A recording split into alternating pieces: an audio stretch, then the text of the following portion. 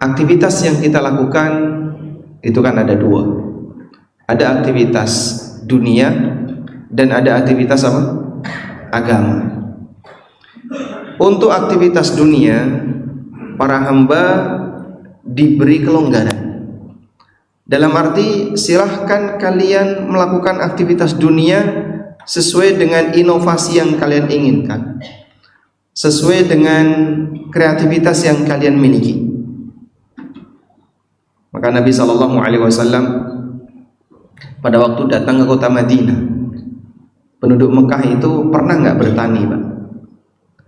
Tidak, karena penduduk Mekah mereka tidak punya lahan seperti lahan di wilayah yang lain, sehingga yang namanya dataran Mekah mau ditanduri apapun tidak akan jadi, karena isinya bebatuan.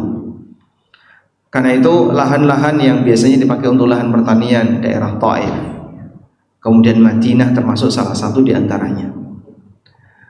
Ketika penduduk Mekah itu datang ke kota Madinah, termasuk Rasulullah SAW tiba di kota Madinah, baru pertama kali beliau melihat bagaimana aktivitas penduduk Madinah mengawinkan kurma.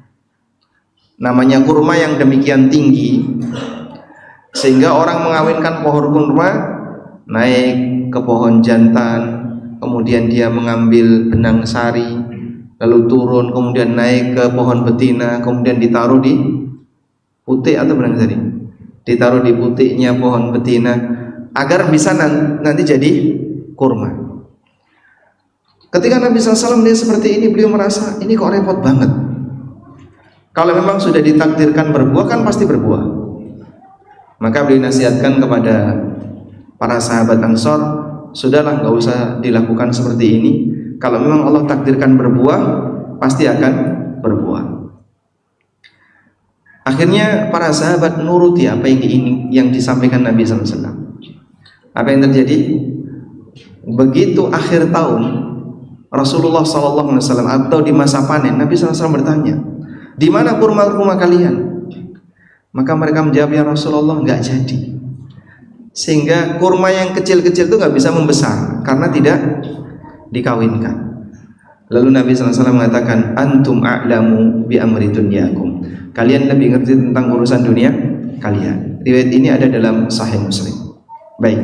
Sehingga dalam urusan dunia Rasulullah SAW mengatakan, kalian lebih ngerti tentang urusan dunia kalian. Yang kedua, di sana ada urusan agama. Urusan agama ini sumbernya dari mana, Pak? Dari wahyu. Sehingga orang itu beragama dari mana asalnya?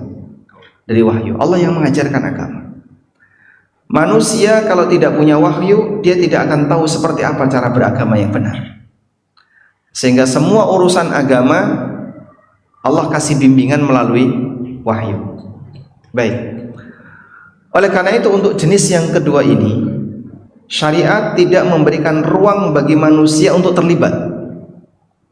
Sehingga manusia dalam urusan agama hanya menerima lalu menyampaikan, dan tidak boleh ikut terlibat di dalamnya, baik dalam urusan hukum, dalam urusan tata cara, dalam urusan akidah maupun yang lainnya. Karena itu sumber agama tidak berasal dari manusia, tapi berasal dari wahyu. Sehingga orang berbicara dalam masalah agama dan dia tidak punya landasan wahyu, disebut berbicara atas nama Allah tanpa ilmu. Dan ketika itu salah, berarti dia dusta atas nama Allah. Ketika itu salah, maka dia berdusta atas nama Allah. Baik.